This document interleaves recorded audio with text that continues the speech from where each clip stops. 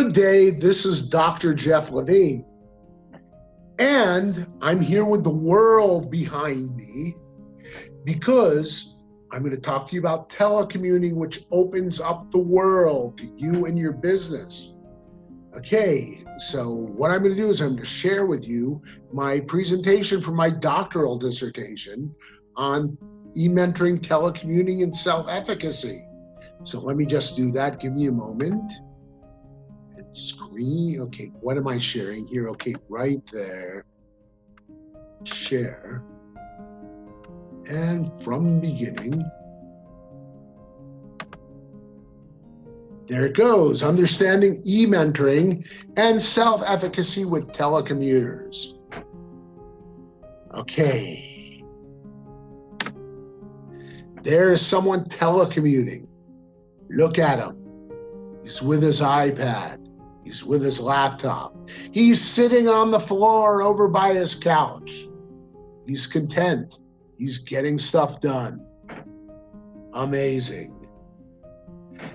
Okay, when he could be doing this instead. In traffic. I hate traffic. There's nothing I hate more than traffic. Well, yeah, there are actually several things I hate more than traffic. But when I'm sitting in it,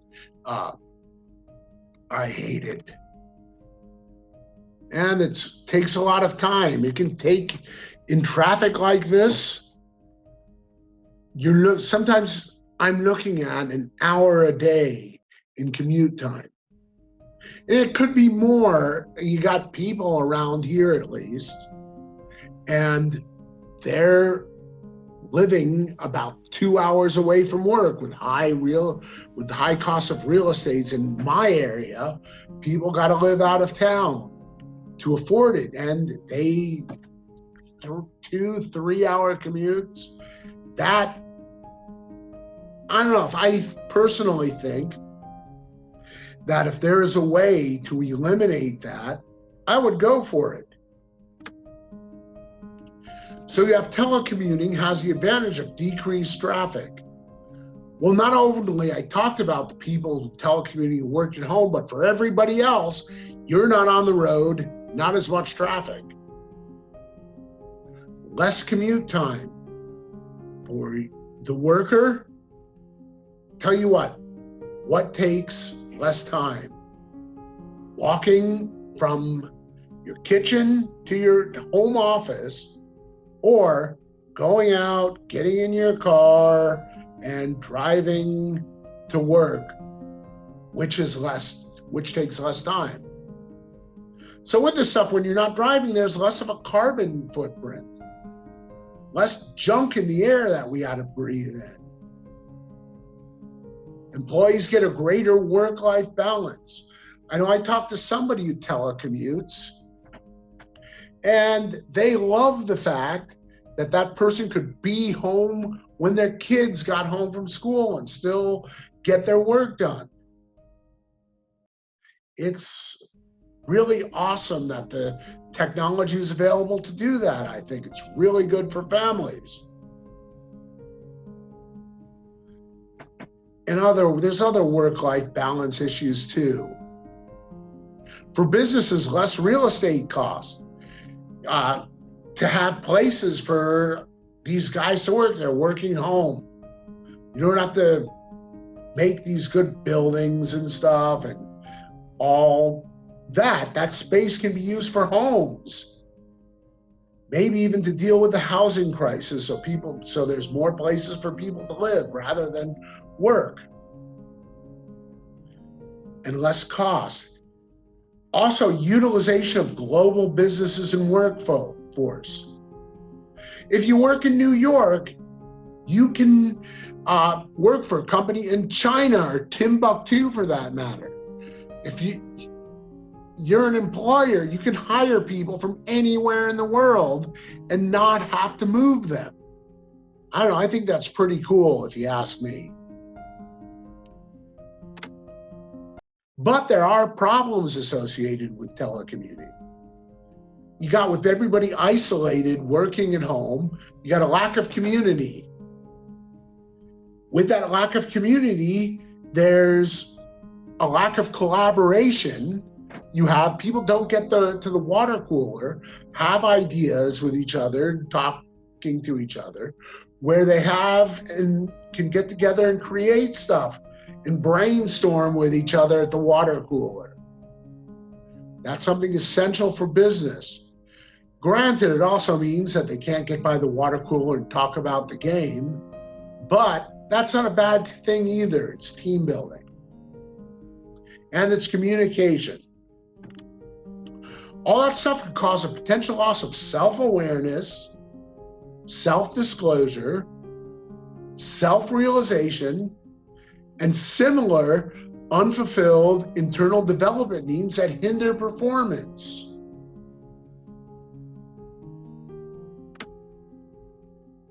No water cooler conversations. Yeah, that's why I'm calling my platform, telecommuting platform that I'm putting together, the virtual water cooler. Specifically, how do we support self-efficacy in telecommuters? One of the things to deal with this stuff and the problem is self-efficacy. How much someone is a self-starter. If you got a good self-starter, they can manage distractions that come up at home with telecommuting. A good self-starter can self-start themselves and find people to communicate with and come up with ideas and get the job done and not have to worry about, you don't have to worry about standing over them so they do the task. How do we support that? Purpose of this study was to understand the perceptions of telecommuting employees regarding the effectiveness of e-mentoring to promote self-efficacy. E-mentoring is mentoring people online. It's just a fancy name for that. And I want to see if e-mentoring will promote self-efficacy in telecommuters. Hence the name of the study, guys. And the question I was asking, well, the question in my research and in the study is, what are the perceptions of telecommuters regarding how e-mentoring affects self-efficacy? I may have gone over that already. And the basis has been the work of Bandura, who is one of the pioneers in self-efficacy theory. He's a professor right up the road from me at Stanford University. Other person I'm basing my work on here is Lillian Ebbe. And Ebbe worked on something called social exchange theory. And by all means, Google this. Google is your friend. Social exchange theory basically says that people engage in relationships to the extent that they get something out of it. Seems to make sense. Kathy Cram was a pioneer in the subject of mentoring. I look a lot at her work too in this study. And Ellen Ensher has a platform called Power Mentoring. She wrote a book on it. You can get it from Amazon. That's how I got it. Amazon. Google is your friend, so is Amazon. How I researched this, I did what's called an exploratory case study, where I use snowball sampling. Snowball sampling is, basically means I did interviews on a study participant, and then at the end of the interview, I asked, hey, do you know anybody else who wants to participate in the study? But yeah, I have this guy's, and I did. And it goes over and snowballs the amount of participants, which is why it's called snowball sampling. I use open-ended interview questions where I asked a series of questions, open-ended. And then I use what's called thematic analysis to come up with themes using a software package called Hyper Research.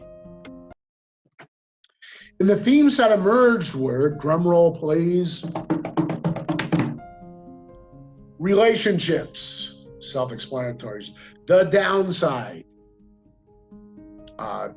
more what the disadvantages are and stuff. Work effectiveness and self-efficacy. Life. And logistics. And relationships as sub-themes that were communications, company, and partnerships.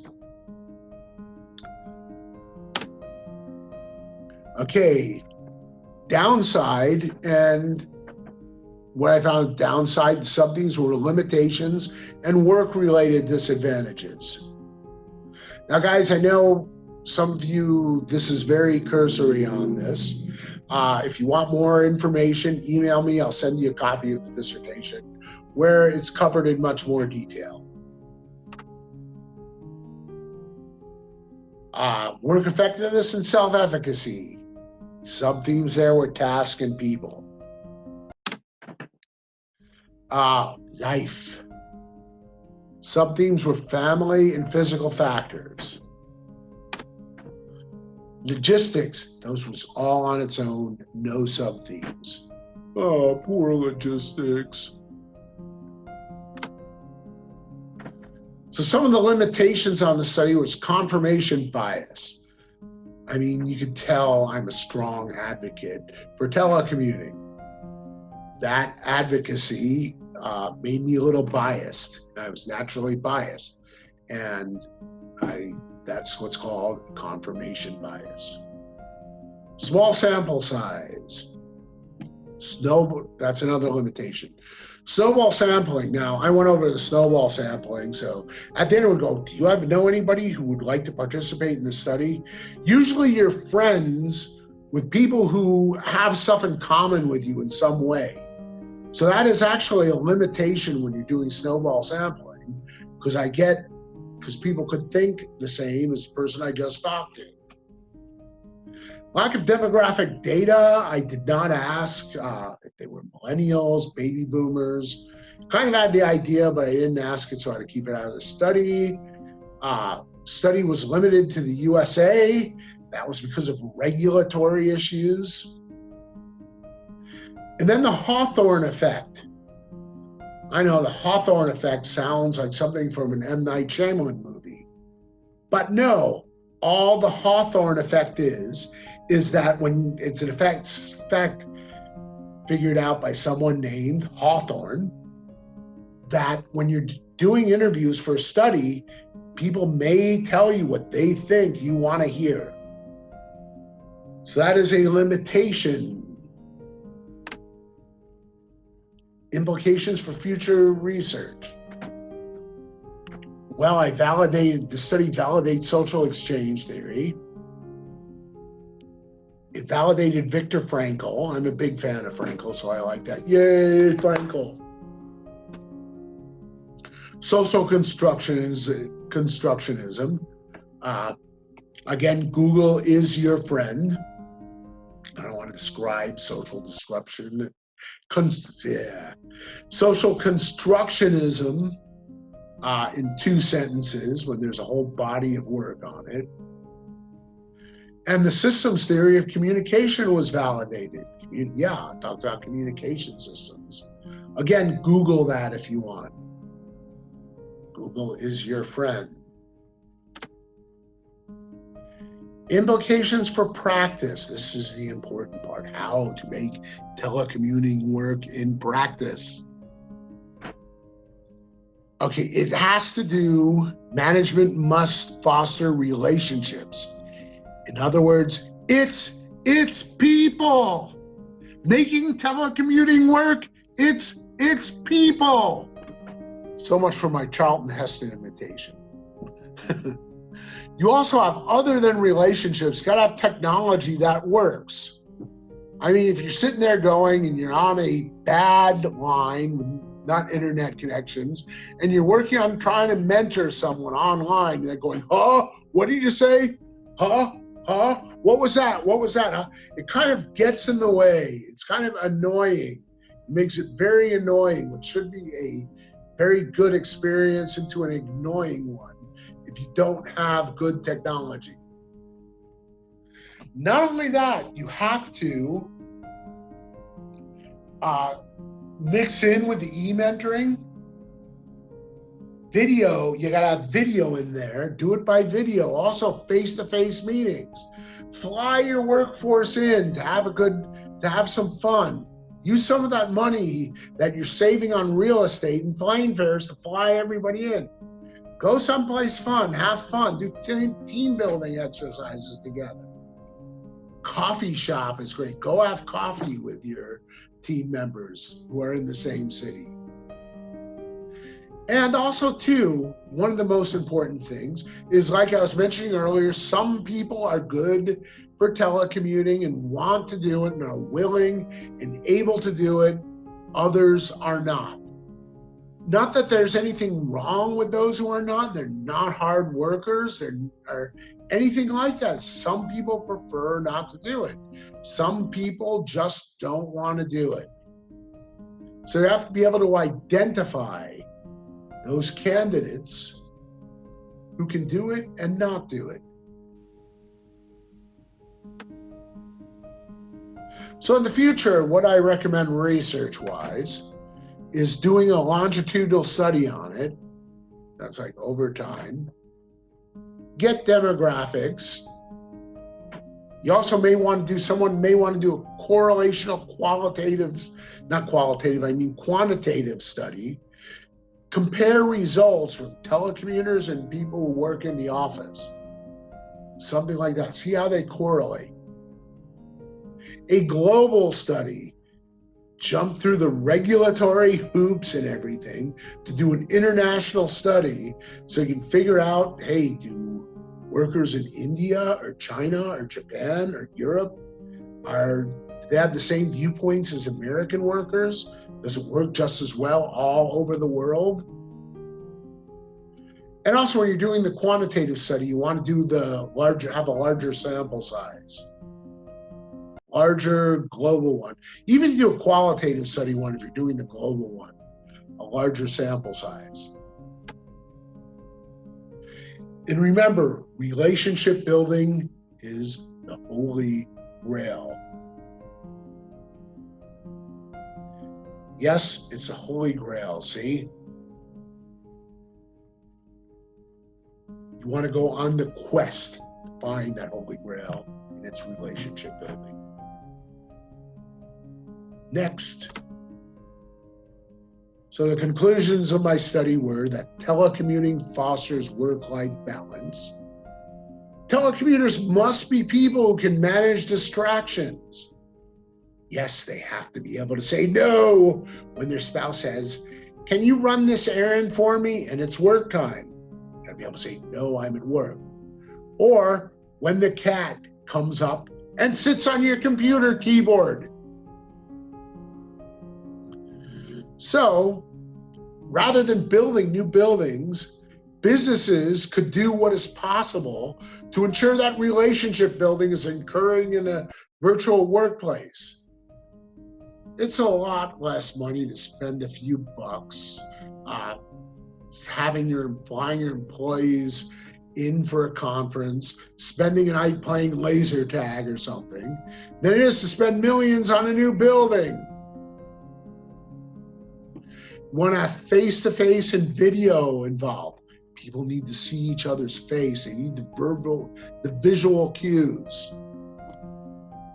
And you also want to choose your telecommuters wisely. Relegate telecommuting to employees who already display self-efficacy and are willing to engage in virtual work. Okay, so I went through a lot here in a short period of time. If you have any questions for me, you can email me at docjeffpresents@gmail.com. I would also be happy to send you a copy of my dissertation. I mean, you can go on ProQuest dissertations and pay $42 for it. I think I get a small royalty from that. Or you can just drop me an email or something and I'll send you a copy of it. Either one works for me if you want more information. And slideshow is over. Okay, so I hope that you got something out of this video. thank you for watching it. And remember to subscribe. Yeah, there's a subscribe thing on the bottom somehow. I know I'm not a YouTube expert, but subscribe. Also, yeah, drop me an email. I have it there, docjeffpresents@gmail.com, and I'll send you a copy of the dissertation, and you can read it, see what's there for you. And you all have a great day. Thank you all so much again.